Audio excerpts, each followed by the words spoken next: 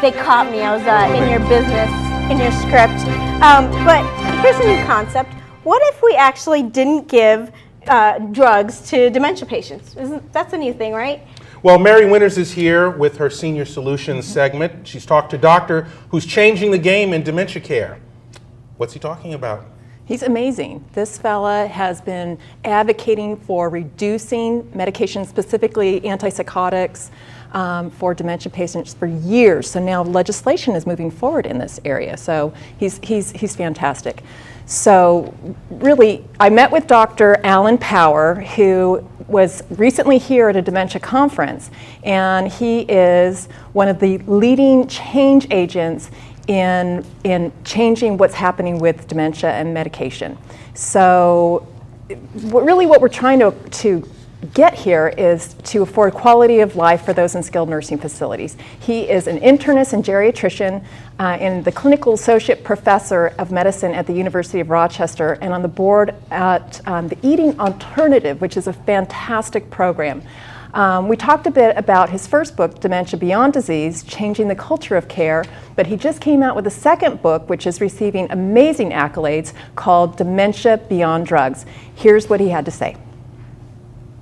I found myself struggling with the use of antipsychotics and feeling like, yes, I could quiet people down when I gave them these medications, but it wasn't the kind of quiet that I wanted to see. It wasn't the nice, relaxed quiet you or I might have if we sit with a cup of tea and watch the sunrise.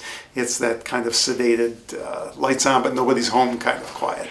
And I saw side effects, and I was concerned that this wasn't the right approach. Simone was just one of those classic stories of somebody who was one of the most challenging people to understand that I ever cared for, and nobody knew quite what to do for her. And we had a lot of discussions and a lot of arguments, frankly, about what was right. And in the end, when it was felt that nothing else could be done, she was put on an antipsychotic, and that eventually led to her decline and death within a matter of weeks. And clearly she was fine until that pill was taken, and within 3 or 4 days was not walking again, was more sedated, and just kind of gave up on life. And that really struck me, because I knew that we had a lot of good intentioned people who wanted to care for her, but we just didn't have any flexibility within our system to understand different ways of doing it. Psychotropic medication in general is anything that affects the brain, but in particular the antipsychotic drugs were developed in the 50s and 60s for treatment of schizophrenia. And there was an older generation, the old drugs like Thorazine and Haldol, but then in the 1990s a new generation of drugs was developed, which were much safer as far as some of the devastating side effects of the old drugs. And they were touted as being equally effective and safer, and the truth is they do cause less in the way of sedation or movement disorders compared to the old drugs. But now that they've been out for 20 years, we've discovered that they have a host of side effects too.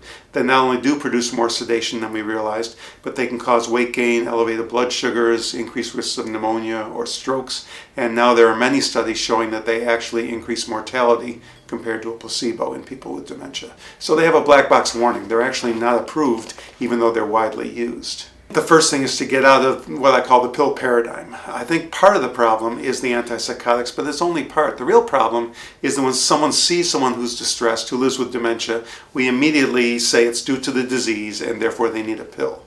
And so the real problem is thinking the person needs a pill instead of understanding that their well-being may be challenged not only by the brain changes but by their living environment as well. And when you understand how the person's perceiving the world and create what I call ramps to help that person succeed, because I use the disability metaphor that if a person with a wheelchair comes to a stairway, they don't need an antipsychotic, they need a ramp. And so what a person needs who doesn't perceive the world the way we do is a window into how they can continue to have our environment adapt to their needs. So thankfully we have people like Dr. Power who is really making a difference in the area of dementia and getting people off of some of these medications, which means new training and changing activities, which is a lot of what I'm able to do now. It's just great stuff. This is really game-changing. It's so easy to just dump people on drugs, but actually to look at them and see what they need. Yep. Thanks so much for doing that interview, Mary, and bringing that information. My pleasure. Well, Valerie Milano attended the premiere of a movie that will get you to believe. She also got the 411 on Caesar 911, a new National Geographic series with the dog whisperer himself, and that's all next on CCN Sunrise entertainment.